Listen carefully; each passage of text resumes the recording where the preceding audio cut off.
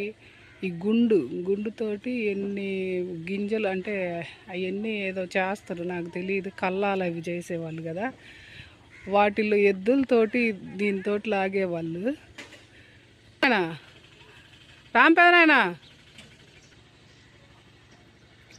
మా ఇంటి పక్కన ఇల్లులన్నీ ఇవి.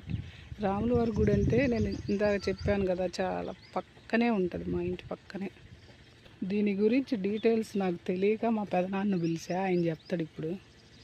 దీంతో ఏం చేసేవాళ్ళు చిన్నప్పుడు, మేము చిన్నపిల్లలప్పుడు? సొద్ద కంకులు,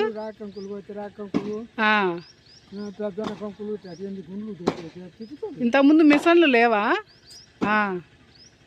ఎద్దులతోనా లేకపోతే?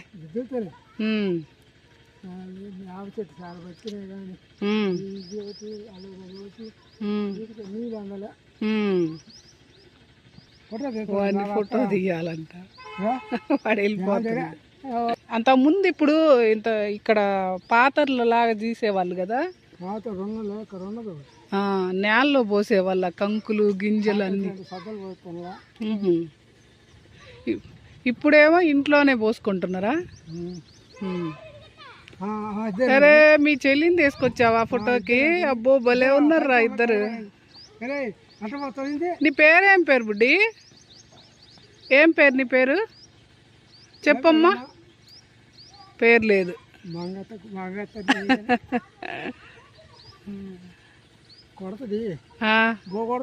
ఎవరిని వాళ్ళ అన్ననా?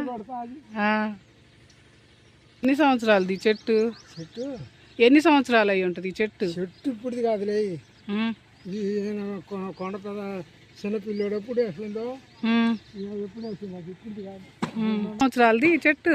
200 సంవత్సరాలు ఉంటుంది. 200 సంవత్సరాలు. నేను ఎదిగి అంత ఎత్తుండేప్పుడే చచ్చిపోయిండు. అప్పటికే 100 సంవత్సరాలు దాటి నాకు చెట్టు అంటున్నాడు. ఇప్పుడు నీకెన్ని సంవత్సరాలు? నాకు 80 ఏళ్ళు ఉన్నాయి. అప్పుడు అది రాసేది ఊరప్పుడు రాస్తున్నది. అదేలే, రోజు ఈ చెట్టు కింద కూర్చుంటారు. కూర్చో, అసలు ఎంత బాగా అందరు వచ్చి ఇక్కడే తీస్తా. ఇది 200 సంవత్సరాలంట, నాకు తెలియకపోయినసారి తప్పు చెప్పా. సొరకాయలు చాలా పెద్ద కాయలు ఉన్నాయి పెదనాయనా, ఆయనకు అది వినిపించదు.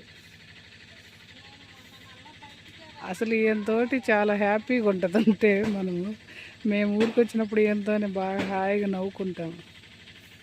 నవ్వుకోవడం అంటే సరదాగా, మా పెదనాన్న కాబట్టి ఏదో